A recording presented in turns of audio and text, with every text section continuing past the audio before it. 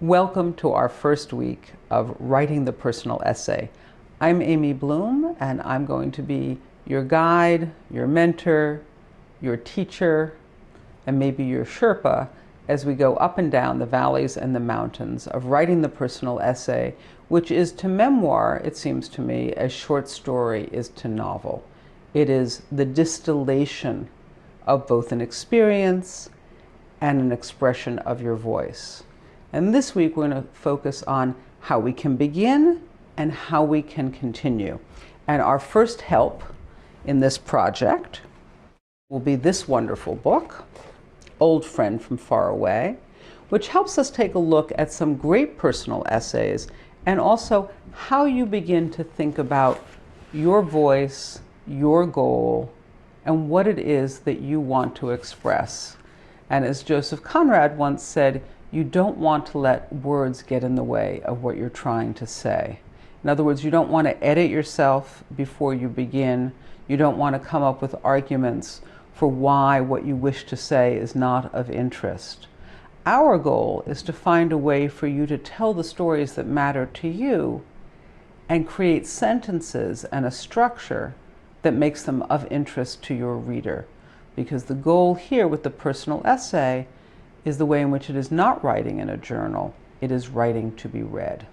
This essay is from Old Friend from Far Away, and it's a beginning exploration of how you think about personal essay, both what you hear and what you say. Here are the opening paragraphs of an essay entitled Notes of a Native Son by the great American writer James Baldwin. I'm going to read them out loud. If you yourself have a copy of the essay, you might want to read it out loud yourself to another person, because the act of having another human being listening tends to intensify the words. It's one of the reasons that you always want to make an opportunity for yourself after you've written a first draft to read it out loud, to see how the words hang on the air. And when you're doing that, your job is not to persuade yourself that you've written something wonderful, although we all need the reassurance. Your job is to hear how the rhythm goes, to hear what's missing. And my usual advice about this is if you are reluctant to read your work out loud, even to yourself, it's because you know that there are things wrong with it and you're afraid that you can't fix it. What I want to say is you can fix it, and you must listen to the rhythm and the poetry of your own words. Listen also in this essay to what is not being said. It's not just listening with your ears, which is the way we always start, but listening with your whole self. And try doing this as you listen now to me reading James Baldwin, Notes of a Native Son. On the 29th of July in 1943, my father died. On the same day, a few hours later, his last child was born. Over a month before this, while all our energies were concentrated in waiting for these events, there had been in Detroit one of the bloodiest race riots of the century.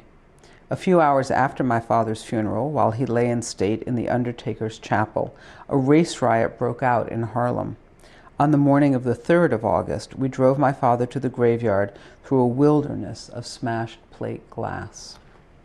The day of my father's funeral had also been my 19th birthday. As we drove him to the graveyard, the spoils of injustice, anarchy, discontent, and hatred were all around us. It seemed to me that God himself had devised, to mark my father's end, the most sustained and brutally dissonant of all codas.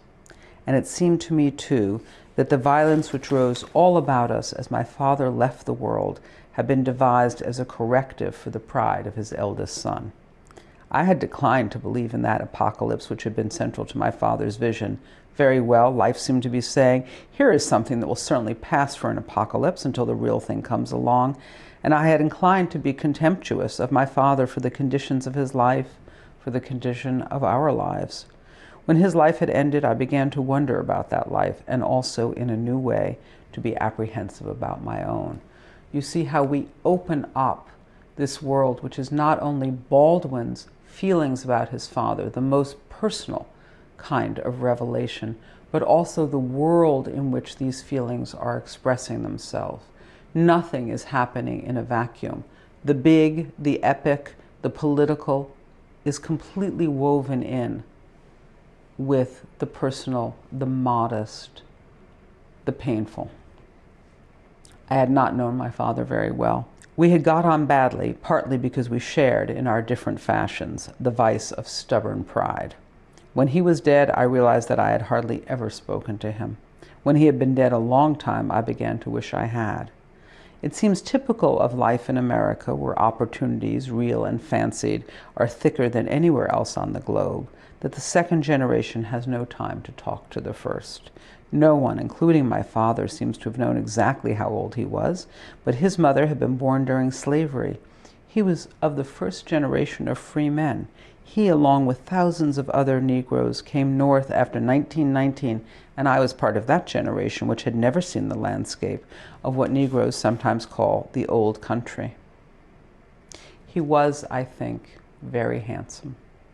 I gather this from photographs and from my own memories of him dressed in his Sunday best and on his way to preach a sermon somewhere when I was little. You see how the information about the character flows into the feelings and the observation of the writer. It's not an announcement about his father's appearance. It's not an attempt to make us see him. It is the wish to draw us in more intimately in that relationship between the observer, who is our narrator, who is our first-person voice, who is us telling our personal essay, and the thing that is observed. And the thing that makes the observed object or the observed person special is our voice, is our eyes.